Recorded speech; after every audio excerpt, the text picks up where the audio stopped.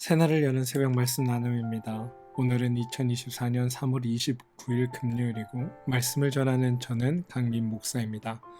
오늘 우리가 함께 나눌 말씀은 로마서 10장 16절에서 21절입니다. 그러나 그들이 다 복음을 순종하지 아니하였도다. 이사야가 이르되 주여 우리가 전한 것을 누가 믿나이까 하였으니 그러므로 믿음은 들음에서 나며 들음은 그리스도의 말씀으로 말미암았느니라.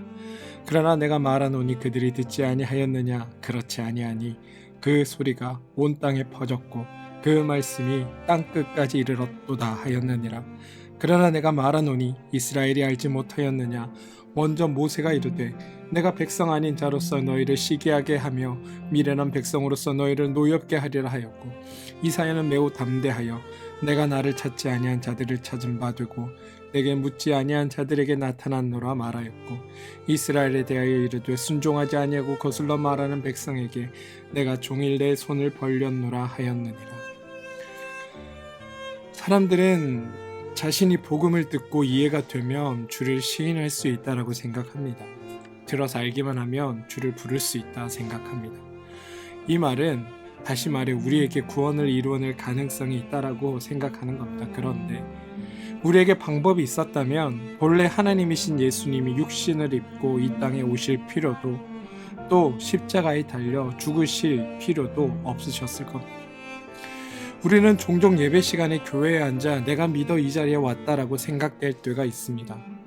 그런데 여러분, 남들은 마음이 강팍해서 예수를 시인하지 않는데 우리는 지혜로워서 예수를 시인하고 구원받았다고 생각하십니까? 절대 그렇지 않습니다. 로마서 10장 16절을 보면 그러나 그들이 다 복음에 순종하지 아니하였도다. 이사야가 이르되 주여 우리가 전한 것을 누가 믿었나이까 하였으니 라고 고백합니다. 다 복음을 순종하지 아니하였다라고 선언합니다.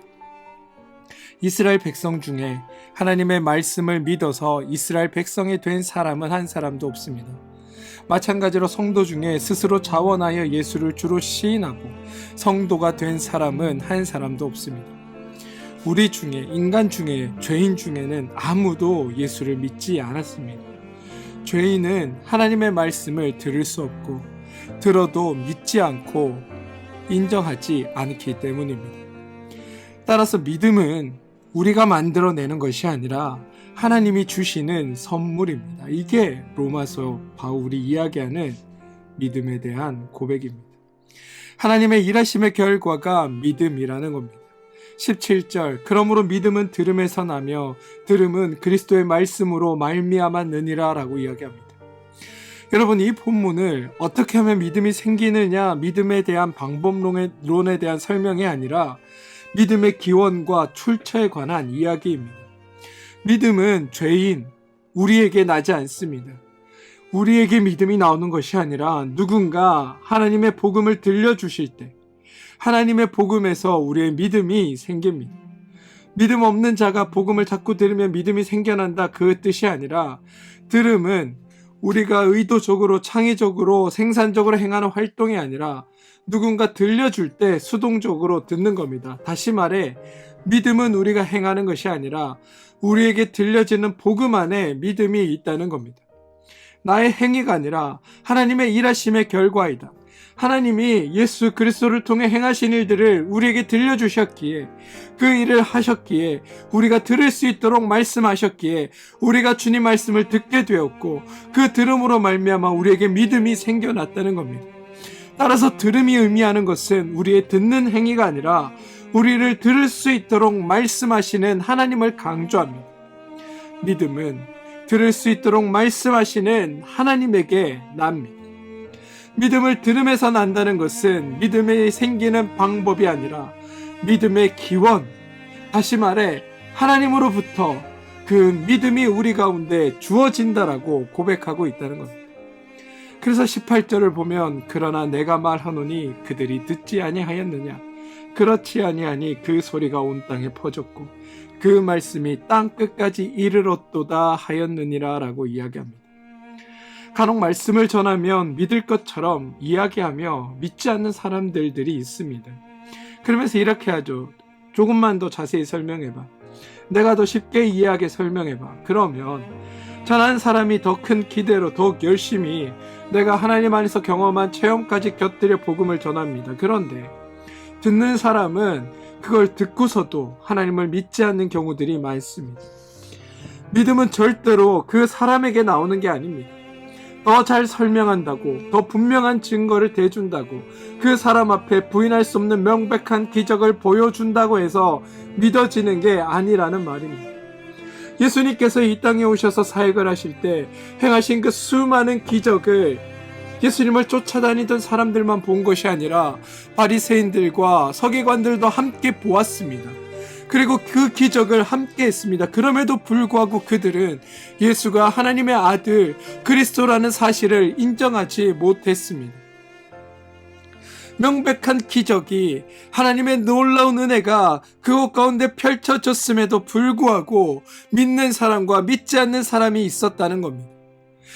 바울은 믿음은 하나님이 주시는 선물이다라고 이야기하고 있습니다. 하나님의 은혜 받은 자가 믿을 수 있다라고 이야기하고 있다는 겁니다.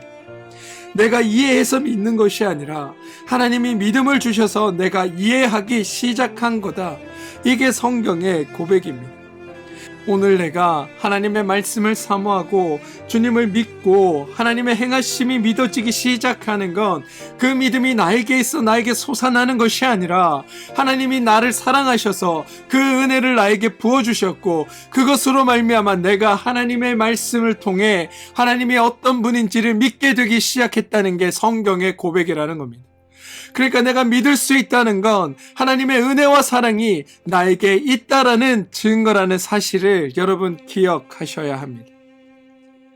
19절은 이렇게 이야기합니다. 그러나 내가 말하노니 이스라엘이 알지 못하였느냐.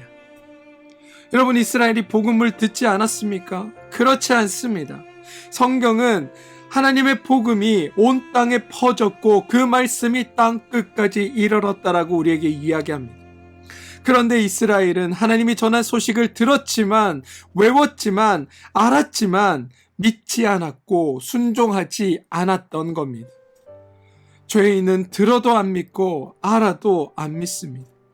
따라서 믿음은 우리에게 나는 것이 아니라 믿음은 하나님으로부터 우리에게 주어지는 것. 믿음은 하나님에게서부터 나는 것이란 사실을 우리는 기억해야 합니다. 21절에 보시면 여러분, 하나님의 처절함이 나옵니다. 이스라엘을 대하여 이르되 순종하지 아니하고 거슬러 말하는 백성에게 내가 종일 내 손을 벌렸노라, 이렇게 고백하고 있습니다. 하나님이 복음을 주시고 우리에게 선택권을 주시면서 믿으면 구원이고 안 믿으면 지옥이다. 입으로 시인하면 구원받고 시인하지 않으면 지옥 간다. 주를 부르면 구원받고 부르지 않으면 너는 구원받지 못할 것이다 라고 말씀하신 것이 아니라, 하나님은 우리를 구원하기 위해 저와 여러분에게 믿음을 주시기 위해 얼마나 하나님이 처절하게, 얼마나 하나님이 애썼는지를 보여주시는 겁니다. 하나님이 손을 벌려 그들로 하여금 하나님이 행하심을 보도록 하나님이 직접 그 모든 일들을 했다라고 고백하고 있다는 겁니다. 하나님께 순종치 아니하고 하나님께 거슬러 말하는 자들에게 하나님이 진노하시고 형벌을 내리시는 것이 아니라 그들이 제발 나의 마음을 알게 하기 위해, 그들을 향한 하나님의 그 사랑을 깨닫게 하기 위해 하나님이 종일 손을 벌렸다라고 하시는 겁니다. 하나님이 직접 일하셨다라는 뜻입니다. 우리가 하나님을 부인할 때 하나님은 우리를 계속 찾아오십니다. 우리는 하나님이 없다고 외면할 때 그런 우리를 보시면서도 하나님은 계속 우리를 찾아오시고 설득하시고 도우셨습니다. 그게 우리의 하나님입니다. 단 한 사람이라도 더 하나님의 그러한 사랑을 알게 되기를, 단 한 사람이라도 더 하나님의 그 애틋한 마음을 깨닫게 되기를, 단 한 사람이라도 더 하나님의 그 구원의 은혜와 사랑의 축복이 그들 가운데 온전히 있고 그들이 하나님을 알므로 말미암아 그들의 삶이 아름다워지고 복되어지는 것을 누구보다도 하나님이 원하셨기에 말씀을 들었지만 믿지 않는 이들, 알았지만 그것을 신뢰하지 않는 이들에게 하나님이 직접 찾아오셔서 그들에게 믿을 수 있도록 하나님이 손을 벌려 일하신다고 성경은 고백하고 있다는 겁니다. 그리고 그 모든 일은 예수 그리스도가 우리 가운데 오심으로 말미암아 우리에게 완성되어지고 우리에게 이루어졌습니다. 여러분, 하나님의 엄청난 수고의 결과가, 하나님의 처절한 일하심의 결과가 저와 여러분이 하나님을 구주로 고백하고 하나님의 믿는 그 결과로 나타난다고 성경은 말하고 있다는 사실을 여러분들 기억해 주시길 소망합니다. 사랑하는 성도 여러분, 일어난 하나님의 이 사랑이, 하나님의 이 처절한 일하심이 저는 오늘 우리에게 깨달아지길 소망합니다. 하나님은 한 사람, 한 영혼, 나, 그리고 너, 그리고 내 옆에 함께하는 모든 이들을 위해 하나님은 처절하게 하나님의 일을 행하셨습니다. 우리는 이러한 하나님의 사랑과 은혜 때문에 지금 이렇게 하나님의 말씀 앞에 서 있는 겁니다. 오늘은 고난주간 성금요일입니다. 이 아침에 이 오늘 하루를 통해 하나님의 그 사랑을 깨닫는 여러분들이 되시길 소망합니다.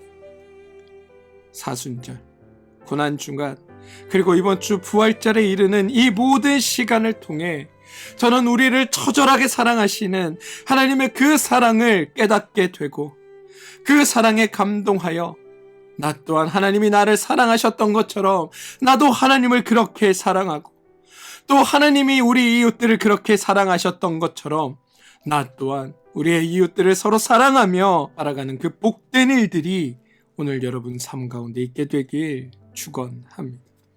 여러분, 우리는 하나님께서 일하신 하나님의 아름다운 결과입니다. 하나님께서 일하셔서 하나님의 일하심의 열매가 바로 저와 여러분입니다. 그러니 하나님의 그 일하심의 열매로 오늘 하루를 살아가 주시길 주님의 이름으로 축원드립니다. 함께 기도하겠습니다. 하나님, 나를 향한 하나님의 처절한 사랑을 깨닫게 하시고 그 사랑에 힘입어 이렇게까지 나를 사랑하시는 하나님을 사랑하고 하나님이 나만큼이나 사랑하는 우리의 이웃들과 함께 서로 사랑하며 살아가는 우리 모두가 되게 하여 주시옵소서. 예수님의 이름으로 기도합니다. 아멘.